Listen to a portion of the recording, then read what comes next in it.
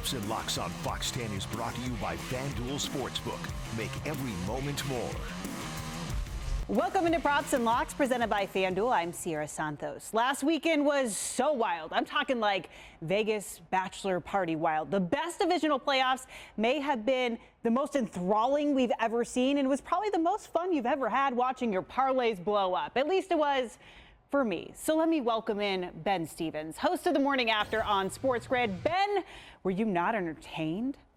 I was so entertained, Sierra. Everybody knows the divisional round is the best weekend of football on the calendar every year, but last weekend was the best weekend of football ever, with the best football game these two eyes have ever seen inside Arrowhead Stadium between the Chiefs and the Bills. What fun it was, and it sets up Conference Championship Sunday. Yeah, and we're going to talk about that right now in the NFC Championship game. Two NFC West foes going toe-to-toe. The Rams welcoming the Niners. LA quarterback Matthew Stafford had never won a playoff game, and he's one game away from hosting the Super Bowl in his very own house. Here's the twist, though. San Fran swept Los Angeles in their two regular season meetings. Despite all that, the Rams opened as 3.5-point favorites, though the Niners are plus 148 on the money line. Over-under set at 45.5.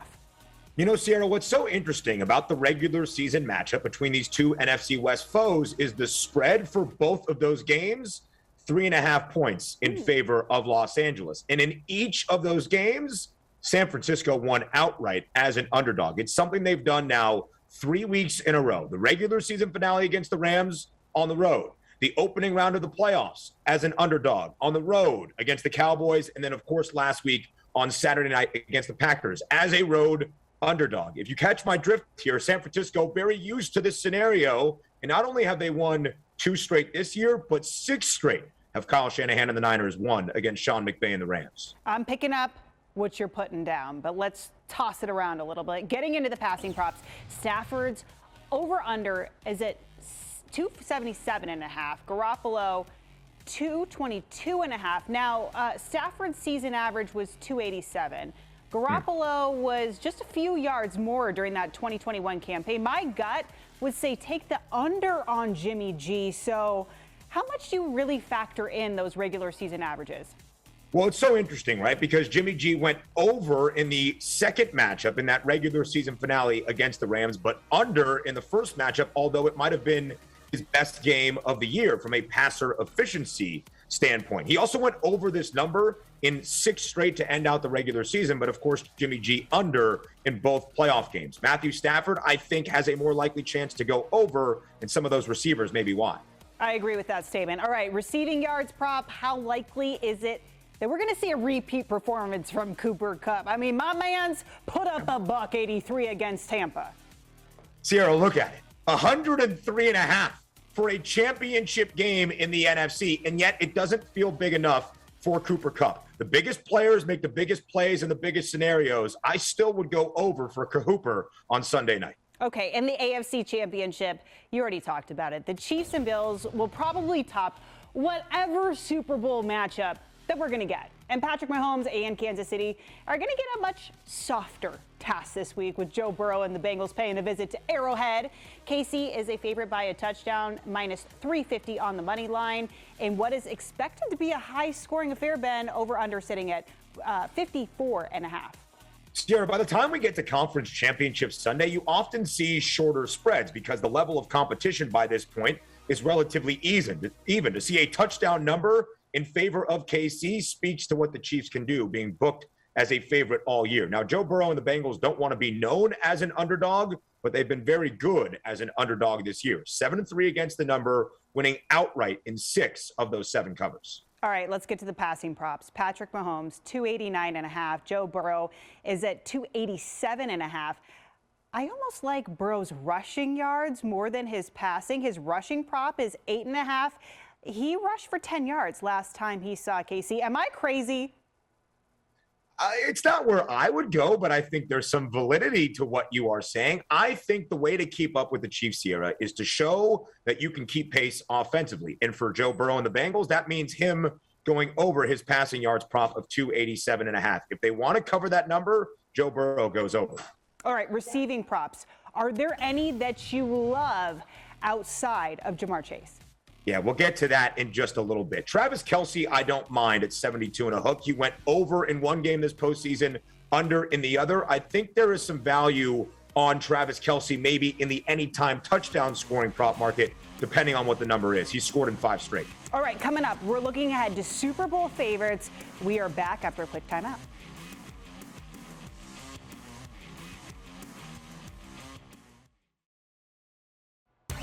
Welcome back to Props and Locks, brought to you by FanDuel Sportsbook. Thanks for staying up late with us on Props and Locks. Next week, we're going to go all into the Super Bowl props in the halftime show with this West Coast hip hop lover. I can't wait for it. But Ben, I want to ask you something off the bat. Did you know there is a prop on if Snoop Dogg smokes on stage? Anyway, okay, before the odds drop, we want to talk about the big game. NFL Championship Sunday decides who will make a trip to SoFi Stadium in Super Bowl 56. So let's look at some of the odds. Chiefs-Rams is at plus 100. Chiefs-Niners plus 230. Bengals-Rams plus 480. Bengals-Niners plus 900. Looking at this, I say there is no way that the Bengals go to the Super Bowl, but am I wrong? I don't know if you're wrong, but the odds indicate you are very much right because the Chiefs and the Rams right now, the most likely outcome, even money. Depending on what the money lines end up being, you could do a money line parlay. Earlier today when I checked, plus 101, an extra cent in your pocket, Sierra Santos, for the Rams and the Chiefs to meet in the Super Bowl. Yeah, and I need to make some money back because my money was on the Packers or the Bucks to win the Super Bowl. And I know I'm not alone out there, so I need a new favorite. I like the Rams at plus 200, Chiefs are at plus 130, Niners plus 460, and the Bengals at plus 850. Do you have a favorite?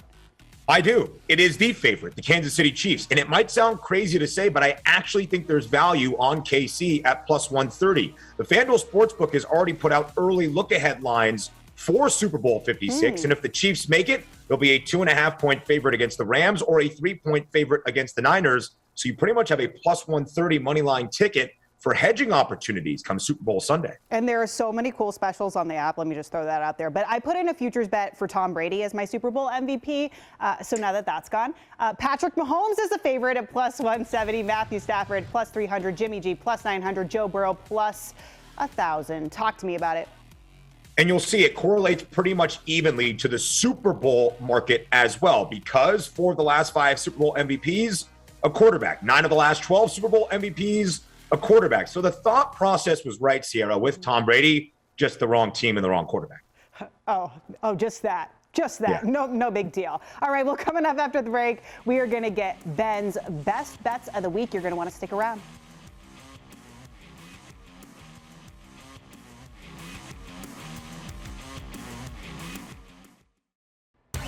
Welcome back to Props and Locks, brought to you by FanDuel Sportsbook. All right, finally, we get to the best part of the show because they're Ben's best bets of the week. Ben, let's not waste any time. First up, you like Jamar Chase's over on receiving yards at 85.5. Why? Because, Sierra, in his first 2 playoff games of his entire NFL career, he has gone over 100 receiving yards. In fact, when he has gone over this number of 85.5 this year, he has gone over 97 yards each and every time. And again, if the Bengals want to keep pace offensively with the Chiefs, which is the game plan for beating Kansas City, Joe Burrow, Jamar Chase need to go over their passing and receiving yards props together. Okay, I know you're all about getting the bang for your buck, but let's talk about this Byron Pringle anytime touchdown because I'm not sure that I really, granted, let's get into humble brag. You did well last weekend, so maybe I'm just talking crazy. Byron Pringle last weekend, Sierra, to find the end zone against the Bills was plus 200. He cashed on that. He also scored 2 receiving touchdowns against the Steelers on Super Wild Card Weekend. He has 3 receiving touchdowns in 2 playoff games. He's had at least 7 targets in both playoff games, at least 7 targets in 4 of the last 5 for KC. He's a big part of their offense now. Plus 170, great value on Byron Pringle. I feel like you just dropped the mic and walk away at this point, but you got one more bet to get to. Elijah Mitchell's rushing attempts. Tell me about it. Well, here's the thing about Elijah Mitchell right now. The rushing attempts prop not out just yet on the FanDuel Sportsbook, but Elijah Mitchell has had at least 21 carries in 6 straight games for this San Francisco 49ers offense. And against Dallas, 27 attempts for 96 yards. Only had 17 against Green Bay, but they love to give him the football. Elijah Mitchell, rushing attempts prop, a great angle to look for the NFC Championship game. Ben, I can't wait to win some of my money back. As always, thanks for sharing your insight and knowledge. I can't wait to talk about the Super Bowl with you next week. All right, as always, don't forget to check the FanDuel lines on your app. Same place, same time next week. Until then, take it easy.